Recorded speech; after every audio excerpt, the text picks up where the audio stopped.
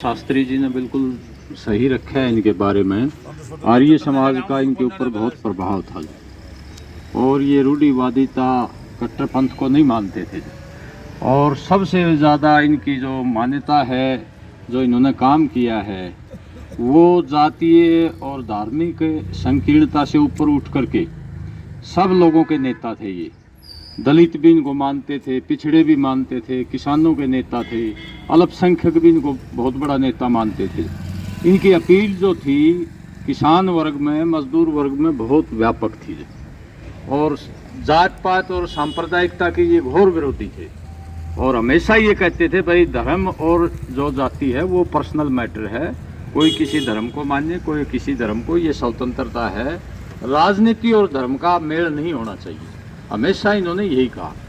और ये मुख्यमंत्री भी रहे उत्तर प्रदेश के और कई बार मंत्री भी रहे, कृपलानी मंत्रिमंडल में थे और कई जो मुख्यमंत्री रहे उनके मंत्रिमंडल में। और 1967 में ये मुख्यमंत्री भी बने जो। और उस समय जो मतभेद होते थे वो इस तरह से नहीं होते थे जो आज हैं।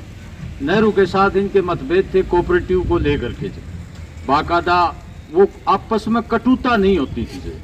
इस तरह की भाई एक मतभेद हो गया तो उस नेता को ख़त्म ही कर दो या उसको हटा दो, ऐसा नहीं था पहले जब। और 1977 में जब ये उप प्रधानमंत्री बने, गृह मंत्री बने, उस समय भी कुछ लोगों ने कोशिश की थी भाई चौधरी चरण सिंह को कमज़ोर किया जाए। इसके जो मुख्यमंत्री समर्थक थे, बिहार का था कर्पूरी ठाकुर और कई मुख्यमंत्री जो उत्तर प्रदेश का था, उनको हटा दिया था और इनको कमज़ोर करने के लिए उन्होंने साजिश रची बाकायदा।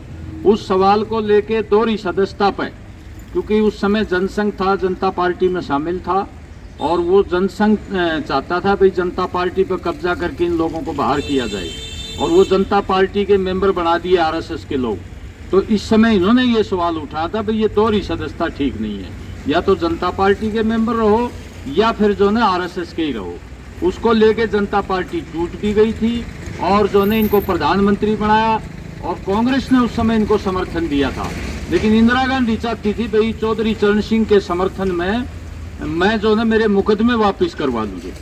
और ये वो इंतजार कर रही थी कि भाई चौधरी चरण सिंह आएंगे घर पर, धन्यवाद करके जाएंगे। ये नहीं गए और बता दिया मेरी कुर्सी चले ना चले, मैं जो मुकदमे वैधानिक रूप से, कानूनी रूप से जो दर्ज है, मैं उनको वापस नहीं दे सकता, सॉरी इसके लिए। तो उनकी सरकार भी गिरा दी। इन्होंने कंप्रोमाइज नहीं किया गलत चीज के लिए, ईमानदारी के प्रतीक थे। तो ऐसे व्यक्ति, महान व्यक्ति के आज के संदर्भ में जिस तरह से खेती का संकट है, भयंकर बेरोजगारी है, भाईचारे को तोड़ा जा रहा है, जात पात में समाज को बांटा जा रहा है, धर्म की लड़ाई करवाई जा रही है, तो ऐसे समय में जो देश के संविधान और लोकतंत्र को बड़ा भारी खतरा है, आज चौधरी साहब के विचारों की बहुत जरूरत है। और ये कुछ लोग जो हमारी आज़ादी की लड़ाई में जेल में भी रहे, 1942 में ऐसा योग आंदोलन, जो भारत छोड़ो आंदोलन में कई साल जेल में रहे, वो जो हमारी विरासत थी सब लोगों को साथ लेकर के भाईचारे के हिसाब से, देश का धर्मनिरपेक्ष स्वरूप, कोई धर्म की जाति की लड़ाई ना हो, वो जितने भी नेता थे, चौधरी चरण सिंह थे, डॉक्टर साहब अम्बेडकर थे, जवाहरलाल नेहरू थे, महात्मा गांधी थे, भगत सिंह थे, उन लोगों की विरासत को खत्म करने का बड़ा भारी षड्यंत्र रचा जा रहा है। हमारे गृह मंत्री थे, पटेल साहब थे, आज जिन्होंने आजादी की लड़ाई नहीं लड़ी, अंग्रेज के साथ थे, वो कोशिश कर रहे हैं कि इनकी विरासत को हम मतलब कब्जा कर लें और उनसे प्रेम दिखा रहे हैं, जबकि काम उनके बिल्कुल इनके विपरीत कर रहे हैं वो लोग।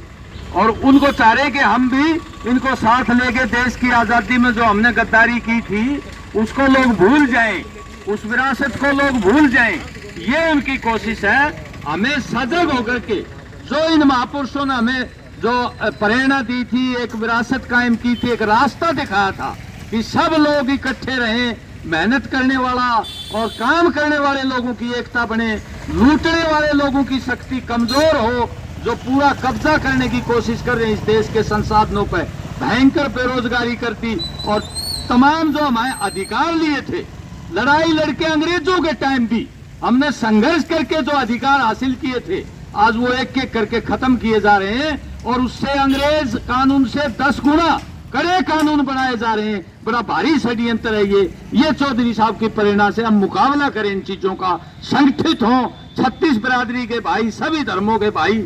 और उत्तर प्रदेश में सांप्रदायिक ताकतें नजदीक नहीं पड़ती थी चौधरी चरण सिंह जब जीवित थे। तो 84 में जब हमारे सिख भाइयों का कत्ल किया गया, बड़ा दुर्भाग्यपूर्ण घटना थी वो। सबसे पहले बोले ये बहुत बड़ा दुर्भाग्य है देश में, हमारे किसान भाई एक वर्ग के साथ ऐसा ये सलूक किया जा रहा है, ये अच्छा नहीं है देश के लिए और ये बहुत नुकसानदायक होगा, सबसे पहले बोल रहे थे।